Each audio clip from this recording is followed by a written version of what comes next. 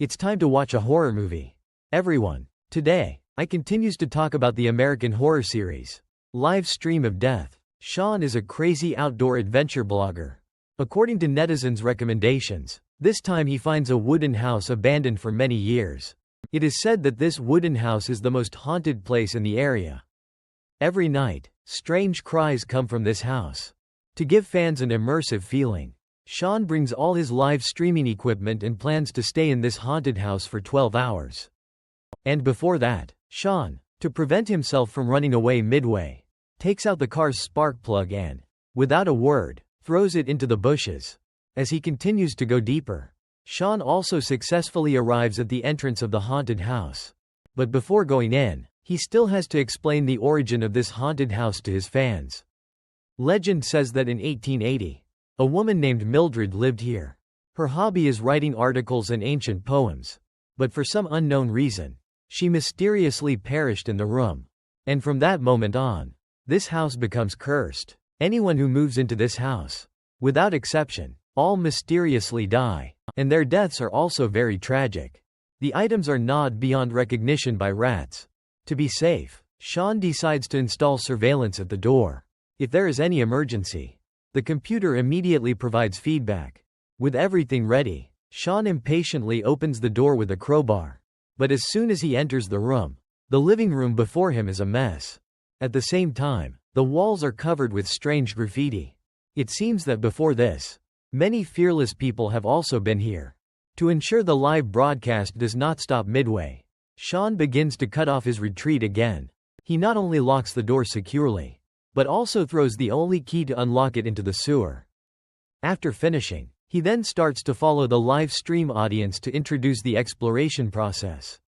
Tonight, the main task is to observe 3 rooms. Because each of these 3 rooms has experienced paranormal events, and each one is more sinister than the last. The first room is the master bedroom. After installing the camera, Sean then takes out an investigation report about entity. It records that shortly after Mildred's death, a couple moves into this house. Max also writes in his diary. He always hears strange sounds in his sleep. After waking up, he sees a strange woman standing in the corner. Although he cannot clearly see her face, he always hears the woman in his ear repeatedly saying the pond water is full. After being tormented for 1 year, Max also mysteriously passes away one night. When the police arrive at the scene, they also find themselves in the room and witness supernatural phenomenon firsthand. In the photos taken by the police, a transparent figure is clearly visible, standing straight in the corner. Just as Sean compares the photos, the nearby wardrobe suddenly clangs, making a loud noise. This bizarre scene makes Sean feel uneasy and anxious. He quickly runs out of the room to explain the situation to the audience. He claims it is clearly a mouse hiding in the wardrobe. However, Sean hears it very clearly. He knows very well that a mouse cannot make such a loud noise. Fortunately, cameras are installed in the room. He wants to check the situation after the evil spirit leaves. So, he continues his introduction as he goes to the second floor. At this moment, Sean starts telling ghost stories to the audience again. According to his understanding, the poet Mildred is the one who condemned perished in the stairwell. If one compares the first floor with the second floor, then the second floor is undoubtedly the most terrifying place. He then pulls out a structural map of the house. In the house before him, 5 children once perished here. They are 3 infants and 2 children. After opening the door, the atmosphere in the room is truly chilling. Strangely, before he enters, the house is tightly sealed. However, only the window of this children's room is open. For safety reasons, Sean decides to install a camera in this room as well. Then, during a break in the construction, he plays an eerie video in the live stream. The screen shows that in 1998, a family of 3 moves into this house. But strangely, their daughter stands in the hallway with a terrified expression. No matter what her father says, she still refuses to enter the children's room. Then the girl loudly tells her father that other children do not let her in. All signs indicate that the little girl at the time definitely sees something unclean. Without further ado, Sean quickly leaves this room. After setting up all the surveillance cameras, Sean then plans to summon the entity. He first chooses a relatively safe room. Then he opens his backpack and immediately prepares to play a roulette game with the audience. Just then, an unexpected event suddenly occurs. In a corner of the room, Sean discovers a closet. He knows that the entity loves to hide in such places. To prevent future trouble, Sean opens the wardrobe and starts searching. As expected, he discovers a strange symbol deep inside the wardrobe. He believes this symbol is likely related to summoning the entity. To ensure the game proceeds smoothly, Sean does not hesitate and decisively removes the symbol and records it with his phone. Thanks to this trade-in, he updates to new equipment and records the details completely.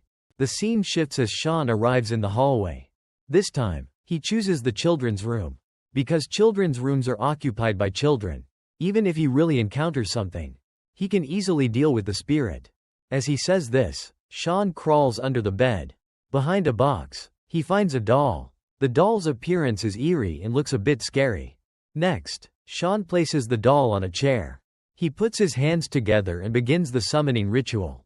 At first, everything seems normal, but as soon as Sean recites the incantation, an accident suddenly occurs. Red Rover, send dead babies right over. Go 7-Reeler. Sean is scared and quickly runs out of the room. He comes to the safe house and begins to explain the situation to the audience. Sean states this is definitely not a coincidence.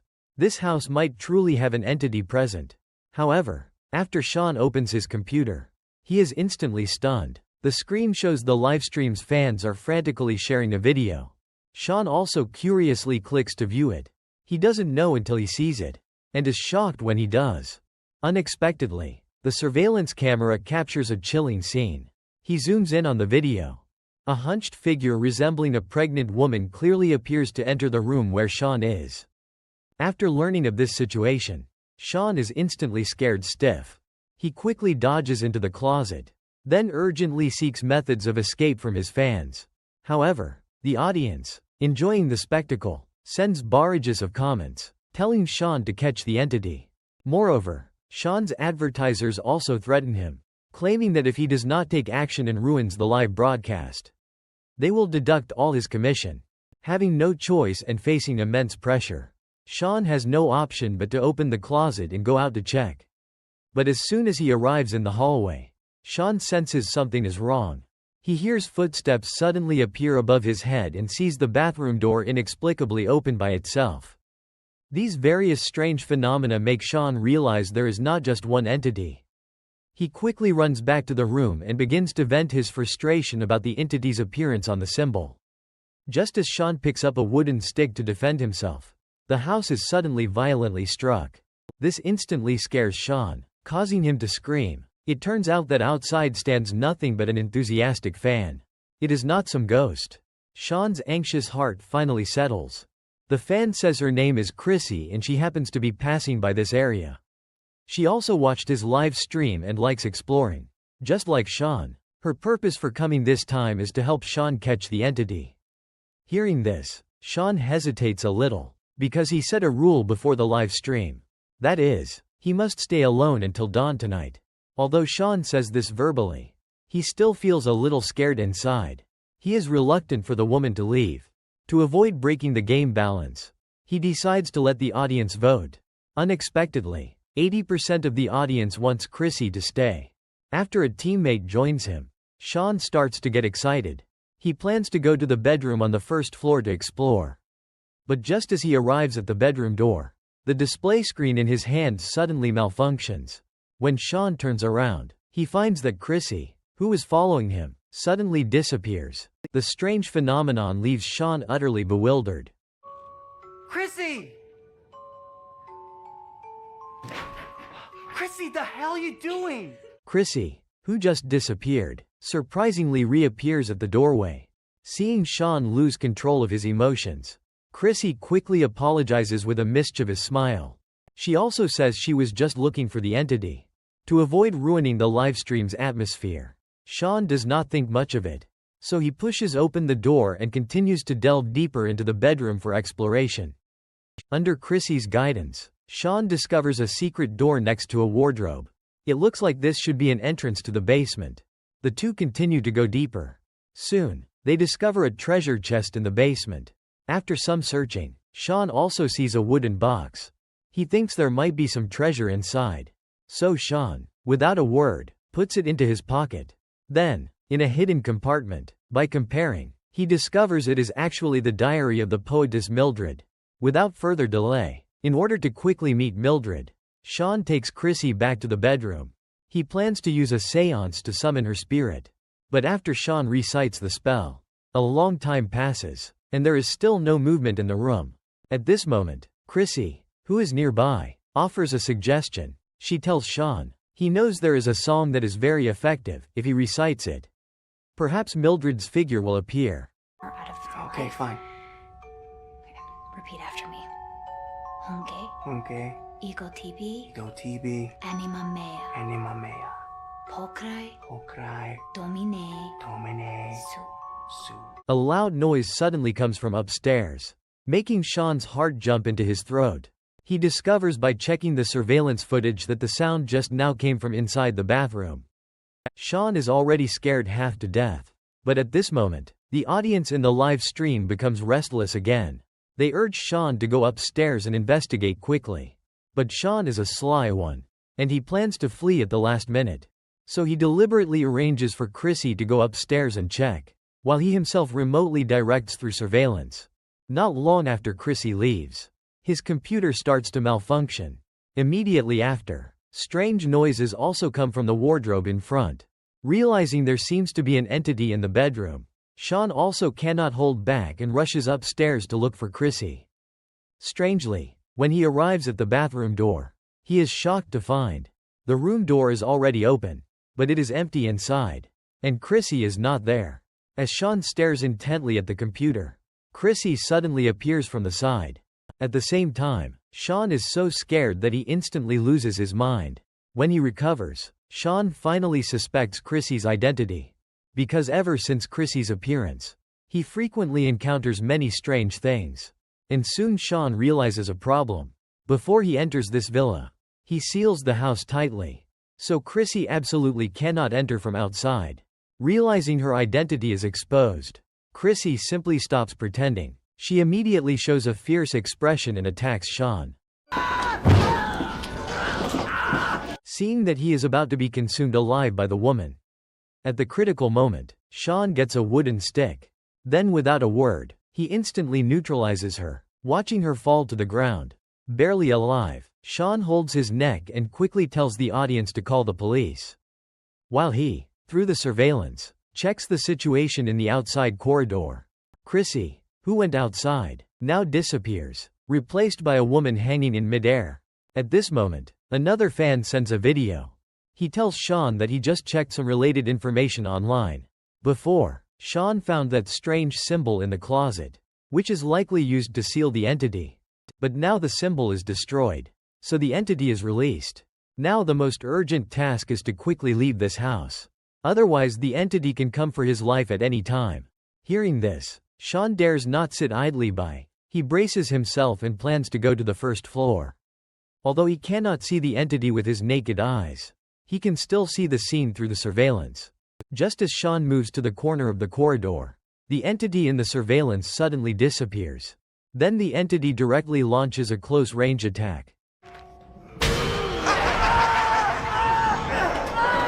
In a panic, Sean accidentally pushes the woman down the stairs. The entity temporarily falls into a brief coma, and Sean quickly comes to the first floor. Planning to escape, he has already firmly locked the main door, and the only key is also thrown into the sewer. In desperation, Sean decides to open the lid. He reaches out to pull. Fortunately, after pulling for a while, he finally gets the key. However, it is not the key he used before. Seeing that the unconscious entity is about to wake up, out of desperation, Sean has no choice but to try to break down the door with brute force. Both of his legs were broken by the rocks, but the door in front of him remained intact. At this moment, a message appears in the live stream's bullet comments. They tell Sean to quickly use the key to open the wooden box he found earlier. Perhaps there is a way to escape inside. However, as the wooden box opens, Sean discovers a shocking piece of news. The woman in the photo looks exactly like Chrissy, whom he met earlier. He did not expect that Chrissy is actually Mildred, the female poet, in disguise. Learning that he is deceived by the entity, an enraged Sean no longer wants to escape. He decides to stay and fight the opponent to the death. Soon, the live stream audience sends another video. They tell Sean that to defeat the entity, he must create a new symbol.